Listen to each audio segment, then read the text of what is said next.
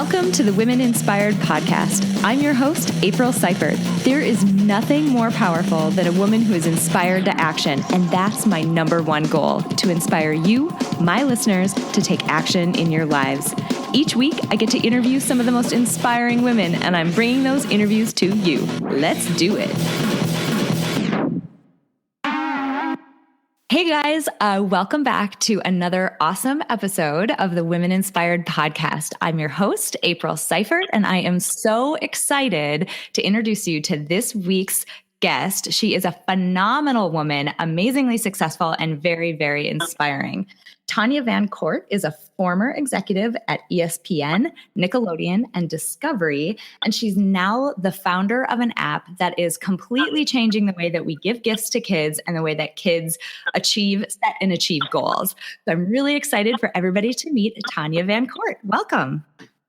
Thank you so much. I'm excited to be here, April. Oh, this is so exciting. So I first met you or first heard about you through the Mentee podcast. So I have to give them a little bit of a shout out because it was wonderful to meet you sort of virtually through there and then get connected to you and have you come on our show. Thank you. I love the Mentee podcast. That was so much fun. And I'm excited to know today will be fun too. Awesome. So by way of just getting to know one another, tell us a little bit about yourself, a little bit of background and how you got where you are. Okay, perfect. So I was born the youngest of 6 kids. I'm just getting started, April. I'm just getting started. So born the youngest of 6 kids in Oakland, California. My mom and dad were both elementary school teachers in East Oakland. And my mother passed away when I was 6 years old of a brain aneurysm. And so It was very, very sudden death, and she was young. She was in her mid-40s. And she and my father were divorced. And so that meant that she was a single mom of 6 kids and a mom who obviously left behind 6 kids when she passed away. And so my aunt, my mother's sister, took all of us. So she only had 1 child at the time, and she went from having 1 to 7. And she was in her mid-30s at the time. So I could tell you a lot, after that in terms of my schooling and my education and what I've done in my life. But honestly, that has probably been the most defining moment in my life and was really seminal in terms of making me who I am and in shaping my worldview and in shaping my perspective about what's important in my own life. That's amazing. Tell me a little bit more about that, because it does seem like that type of event would really change the direction of your life. So how has that shaped what you're doing today and how you see yourself as a person today? Well, for many years, I felt sad that I was growing up without a mother. And, and I say that almost hesitantly because my aunt in so many ways was a mother. And, she really did the job of mothering all of us. She was not an aunt. She was not a, part-time parent. She fully stepped into the role and embraced the role and gave me everything that I needed that a mother would have given: love and affection and attention and guidance and discipline. She gave all of those things. So in many ways, I had a mother. But when you lose your natural mother, there is a huge gaping hole in your heart. So for many years, I felt very sad to have lost my mother and to not have her presence. What I felt after that, though, as I started to get older, was almost the opposite, April. I felt like for many people, when they were in high school and they wanted to, do something that their mother would not have approved of, they could just sneak away or go to one of their friends' houses or, stay late after school and hide out somewhere and do whatever it is that their mother would not have approved of. I felt like my mother was always there. I felt like my mother was always watching. And so every decision I made, I really felt was influenced by her, and felt like she was shaping my life from afar, because I wanted to make decisions that would make her proud. I wanted to make decisions that would affirm myself as a child of Norma Marie. I wanted to, be a person that I could be proud of, but certainly more importantly, that she could be proud of. So I think that's how it really changed the trajectory of my life. Every decision that I made was based on making a woman proud who was an extraordinary woman. And so, it was like a little angel on my shoulder for me. That's incredible. And you're totally right. When you feel like your parent is watching over you and they're everywhere, you really can't get away with much at that point. No, oh my gosh. Well, and it's so funny because even now, right? Like, I am the woman who, in my mid-40s, I don't drink. I've never smoked. People say, why is that? But to your point, April, if I never felt like I could have gotten away with it, I just don't think I ever picked up the habit. You're like, I'm busted from the start. Exactly. That's right. Well, and you mentioned all of these, decisions and wanting to make your mom proud. You have had an amazing career. I mean, an incredible career. Can you tell us a little bit about that?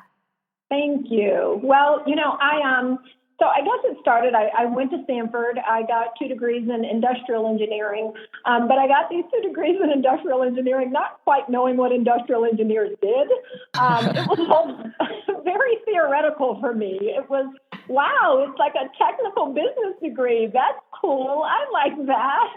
And then once graduated and, went to go get my first internship, and it was at a Pampers plant. And I appeared at the plant, and, I had on my only suit, right, because I just graduated, and it is literally the only suit that I own, and, probably one pair of heels that was in my closet. And I show up for my first day of this internship, and they say, okay, well, here are your steel-toe boots, and here's your hard hat, and there's the manufacturing line. So you got to go out there and start watching the manufacturing line to identify when things go wrong, and then you'll troubleshoot those things, and we will come back and discuss them. And, I'm still stuck on, here are your hard-toe boots. Right? I haven't even gotten past that. You're like, hold up. So by hard hat, you mean? Exactly. So I didn't know what industrial engineers did, but I very quickly realized that there were certain things that industrial engineers did that I absolutely didn't want to do. And I needed to make a way for myself in a lane that felt right to me. And so I started to work they were the telephone companies, the old telephone companies then. And I worked there and helped them with process redesign and improvement. And so for me, that was really interesting because it was about taking lots of things that were done in old ways and creating brand new ways of doing them. And so I worked at the telephone company for several years. And then the Silicon Valley tech boom started to happen. And one of the companies in Silicon Valley was called Covad Communications, and they were one of the first companies to launch high-speed data before the telephone companies or the cable companies or any of those companies did. So I went and worked at Covad Communications.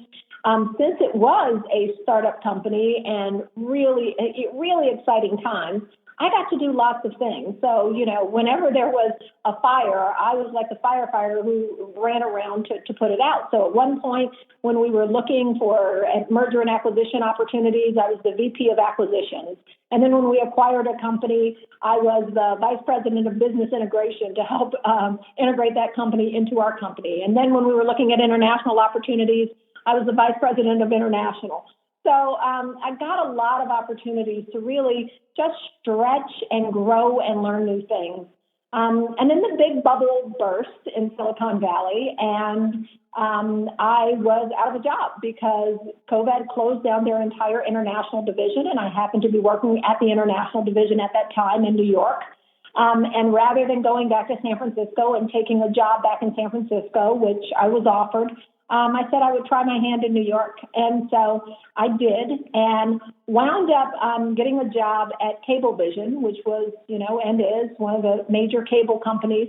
And there I was responsible for launching the first voice over IP service ever to be launched in the cable industry. So when the cable companies were looking to do their triple bundle, voice and data and television, we were responsible for launching the first telephone service that a cable company had offered.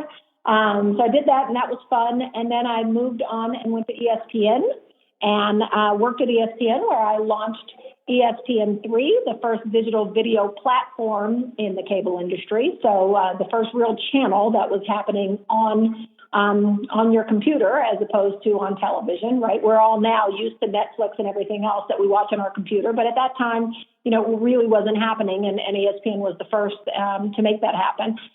And then I got a call one day that Nickelodeon was looking for someone to head up their preschool and parenting digital businesses.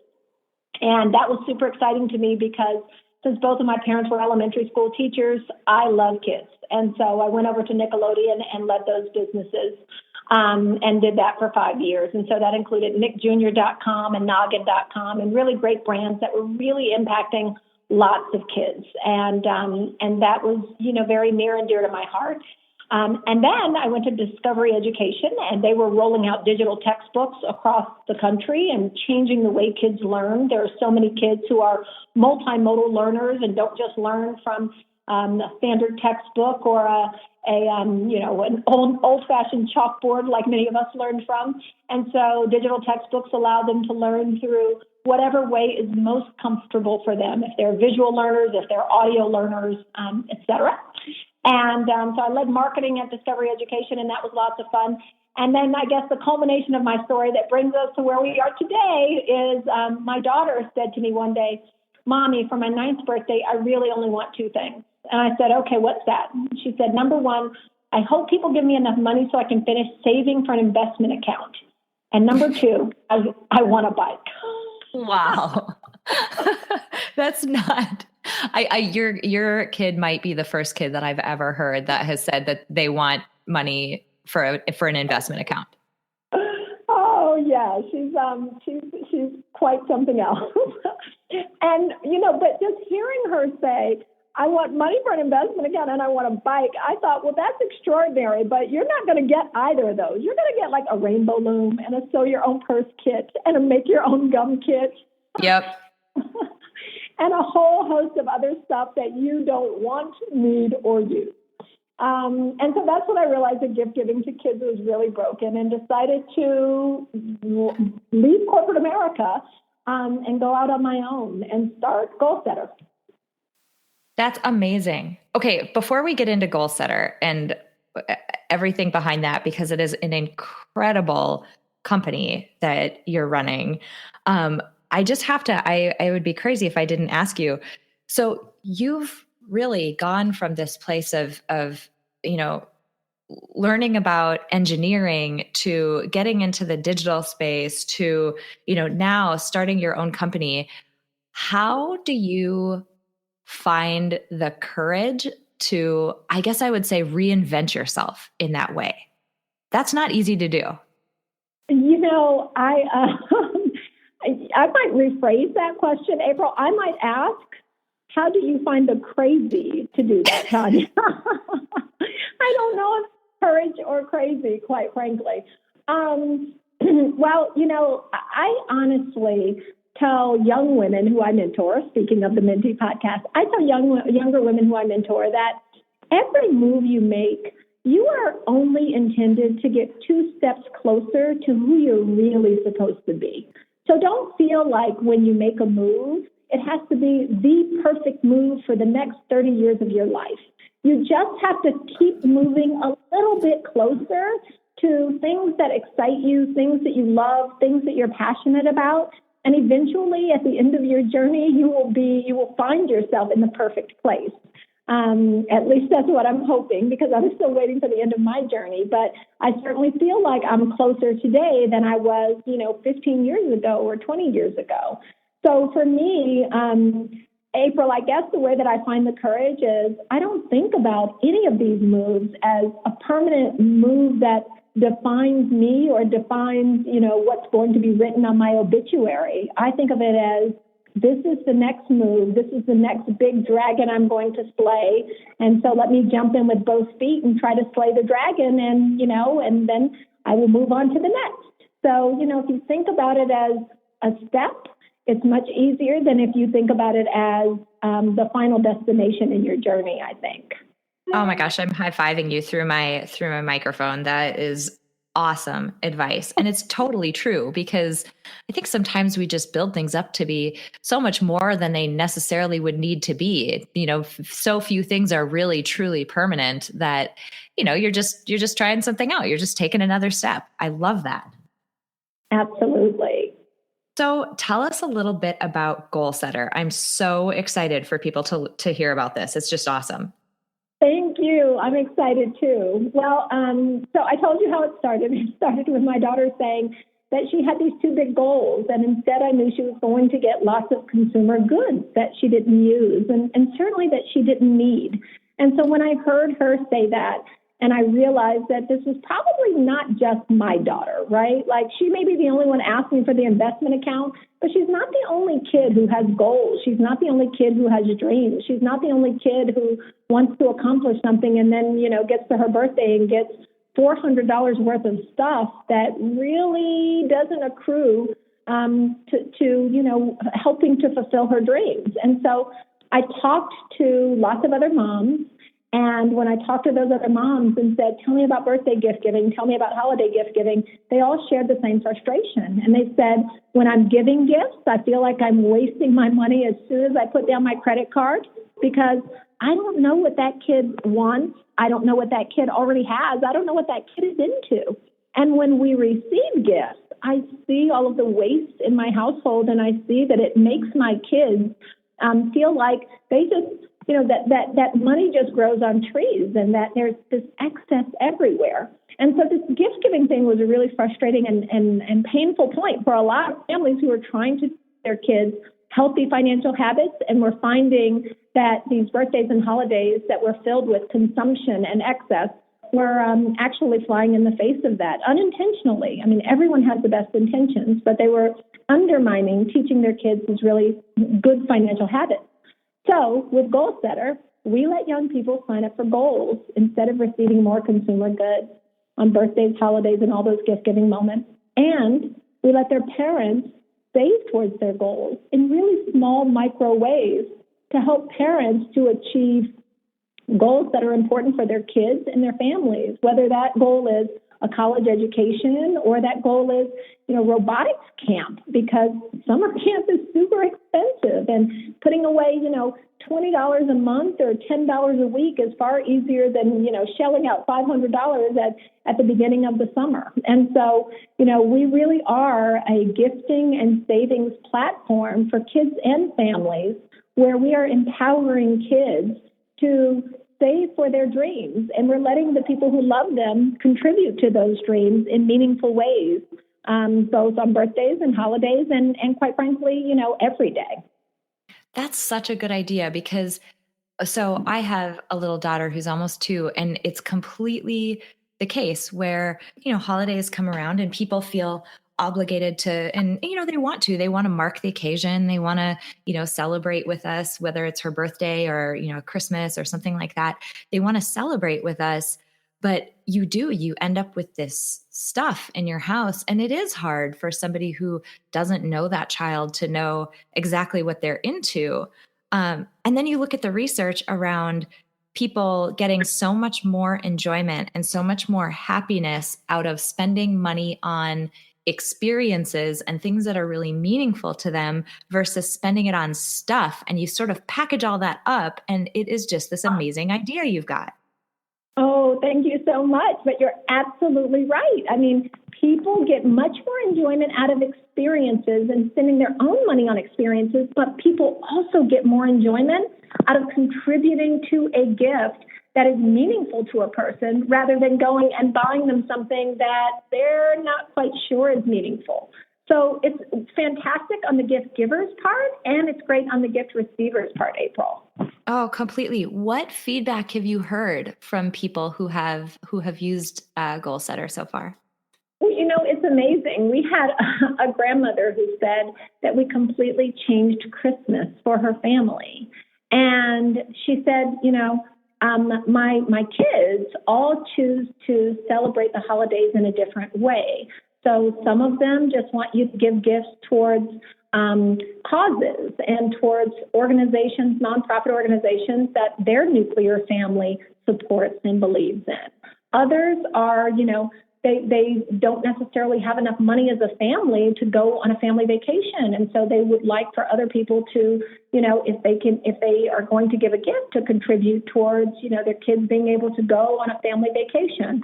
And so she said they could never decide how to give gifts as a family with, different segments of her family celebrating in different ways. And Goal Setter really, really changed that for them. So that, if one family just wanted to support causes and nonprofit organizations, they could do that. And if another family wanted to save for, a special experience, they could do that. So that was really, probably one of the most inspiring emails that I've received. That one from that grandmother was really heartening for me. Oh my gosh, that had to feel so good. And it's just a wonderful thing to know that you have made such a big impact on just that ability for that family to make those wonderful memories and feel close to each other in a way that, because they're supporting each other, they're supporting each other's goals and things that are really meaningful to them. Absolutely. Absolutely. Tell me a little bit about getting this company going, because this is one of those times where I hear this incredible story and, look at your website and see everything you've accomplished. And I'm thinking, holy cow, that feels like that must have been one heck of a journey. So I'm curious as to how you got all of this started and what the path has looked like so far. Oh, wow. I love that you see that it was a journey. So many times we look at the fruit of someone's labor and we go, oh, wow, that looks cool. That must have been easy for them. And the truth is that, none of these journeys are ever easy.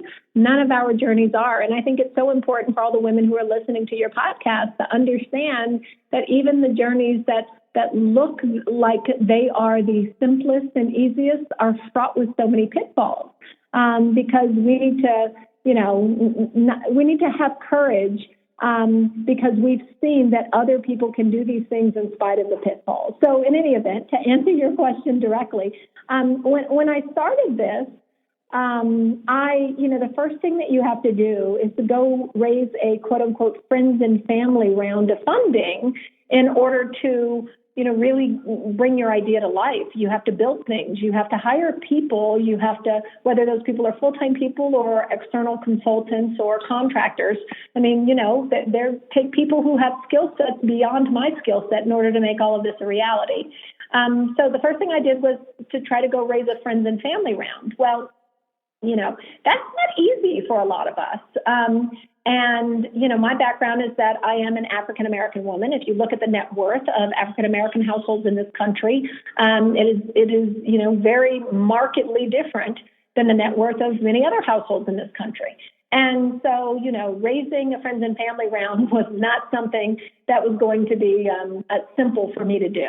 So I actually found myself at a Stanford Black Alumni Association meeting because I went to Stanford and because I am Black, and I am an alumni. So I was at the Stanford Black Alumni Association meeting, and we were having a panel about entrepreneurship. And I actually took the mic. I was the first one to the mic and said, hey, I am launching this company and I am raising money. And if anyone's interested in investing, please see me after the meeting. And so I started initially talking to a lot of people there. And those were some of my first investors, which was phenomenal to have, such amazing caliber of people say, wow, not only do we believe in this idea, but we believe in you, was a huge vote of confidence. And then one of the second things I did was I had an amazing woman who's now an advisor for me. Her name is Barbara Clark. And I met her through just talking to lots of people in the entrepreneurial space, because the second thing that you have to do is you got to learn the space you're going into, and you've got to, shorten your learning curve as much as possible by talking to other people who have already been there. So I talked to lots of people. I met Barbara Clark, and Barbara said, Tanya, you need to apply to an organization called Pipeline Angels. Pipeline Angels is a group of women who invest in other women-led companies. And so I looked up Pipeline Angels, and at this point, I happened to be 6 months pregnant.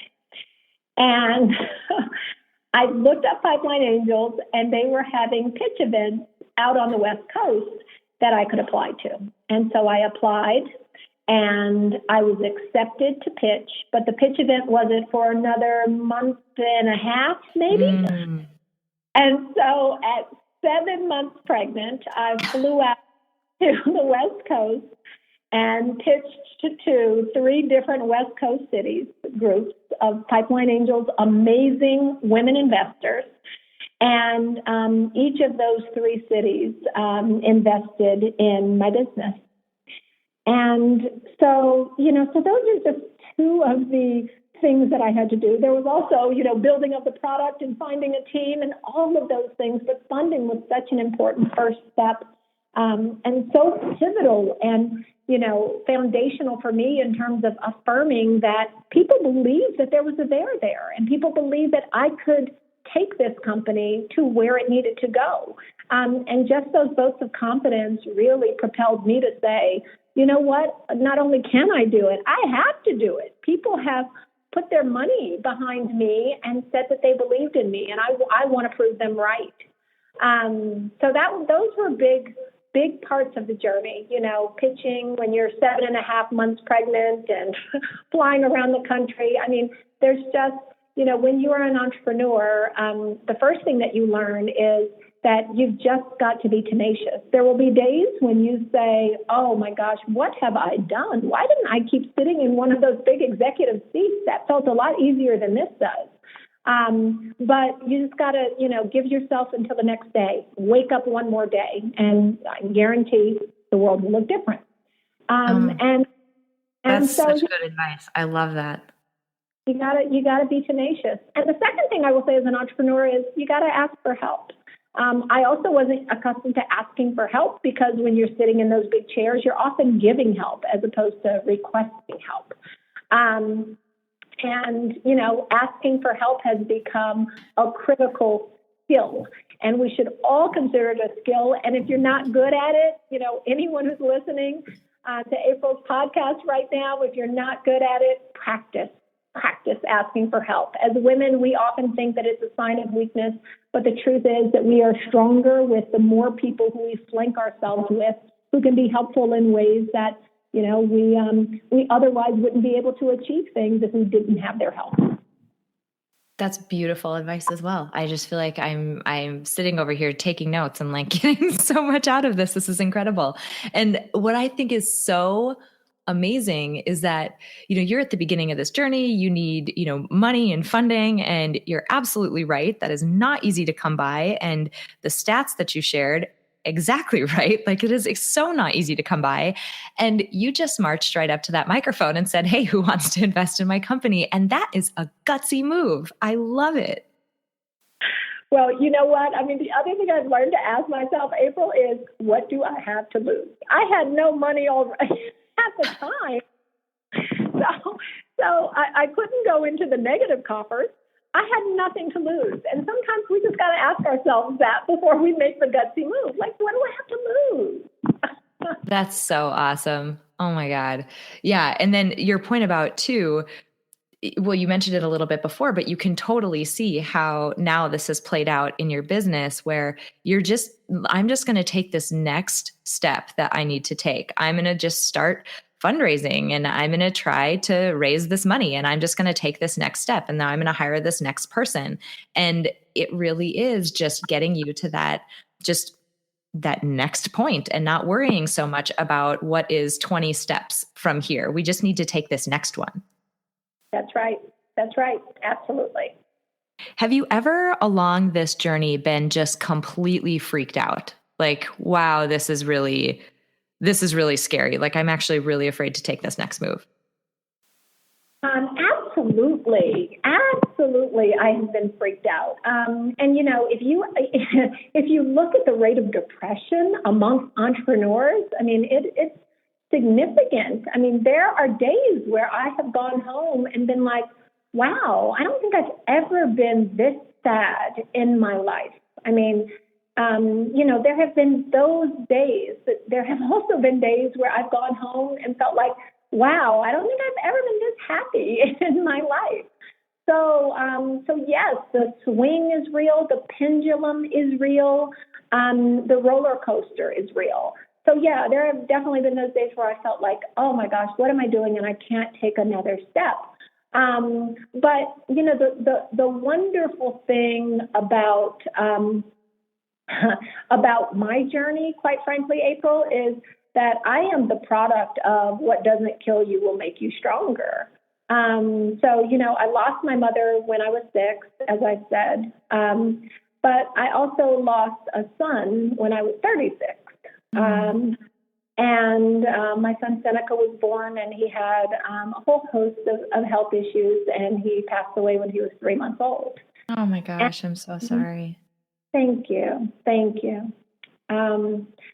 So for me, I have always been a person who found strength in my strength. And by that, what I mean is that, when I lost Seneca, I was obviously extraordinarily sad and, laid in my bed all day and ate cheesecake and cried. I told you I don't drink. So, my drug of choice was, it was carrot cake, actually. So I just laid in my bed and ate carrot cake and cried.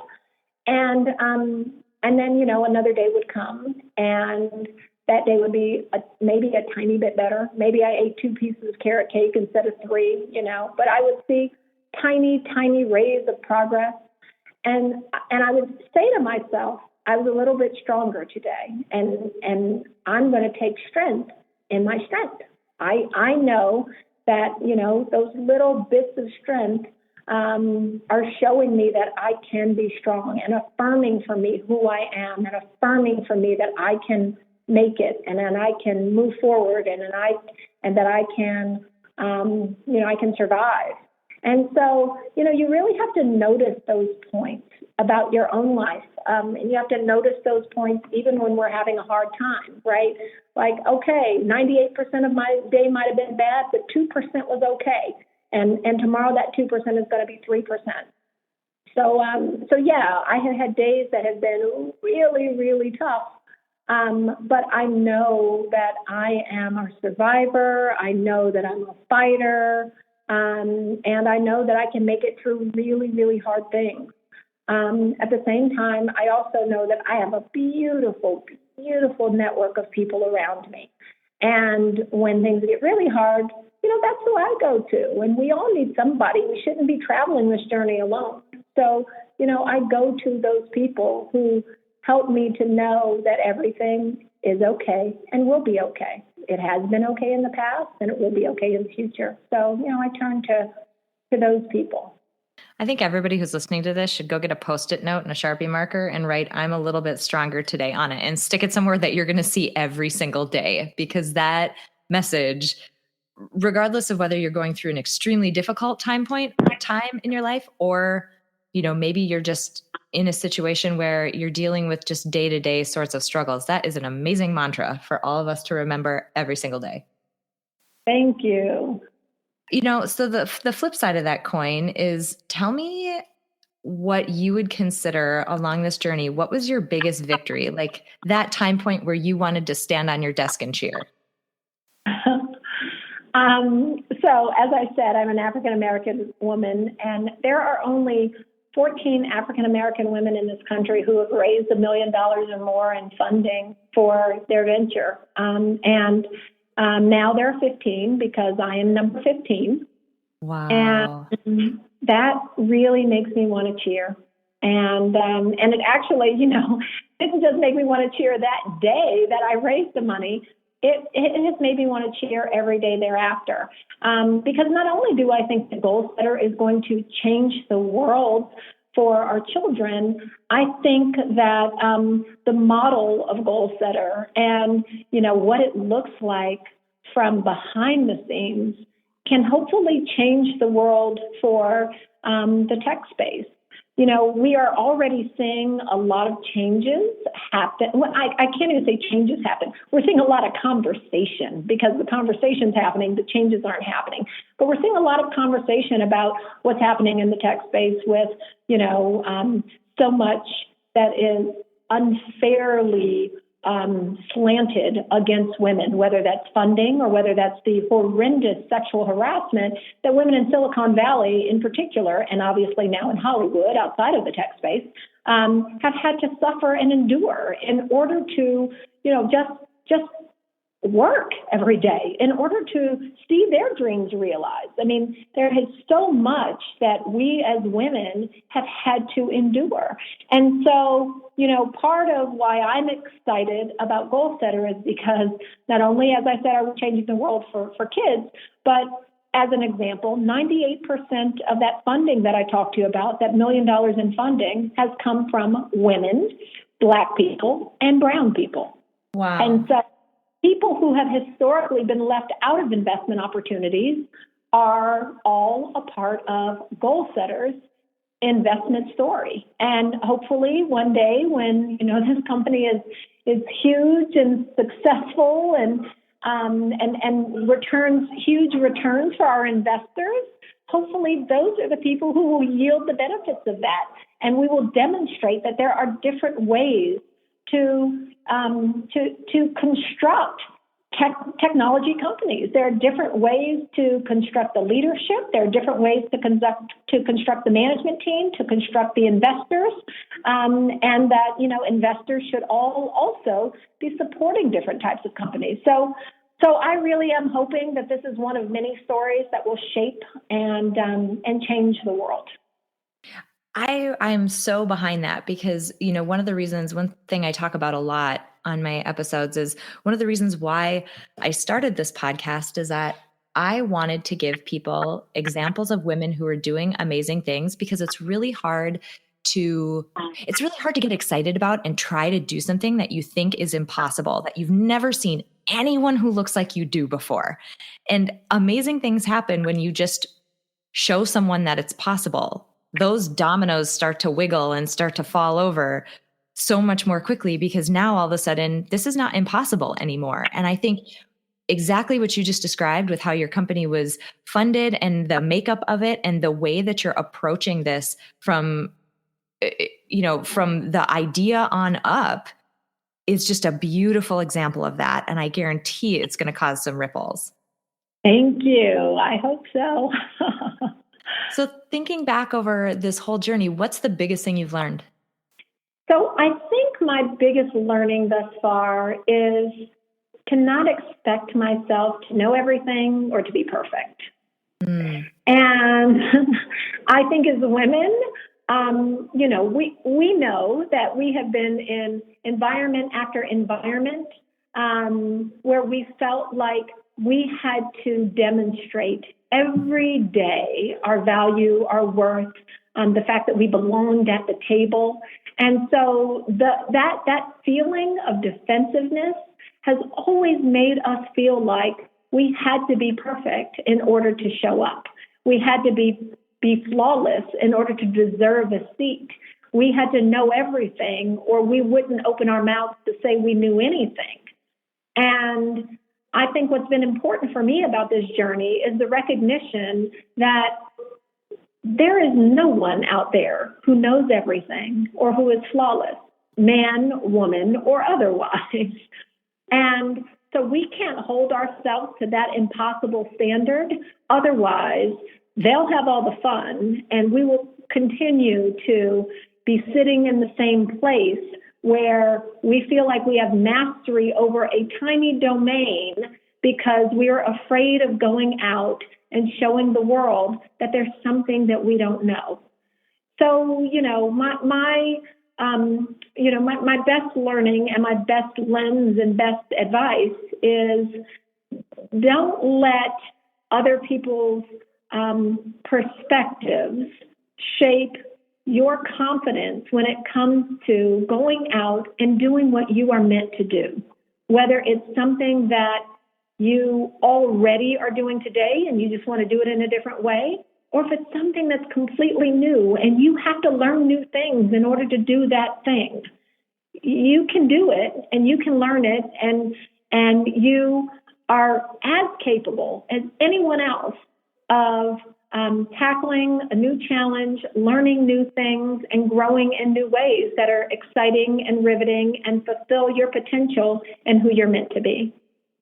That is so well said. Oh my gosh, that is so well said. This has been wonderful. It has been so great to get to know you and to hear about the journey that you've been on to build this amazing company.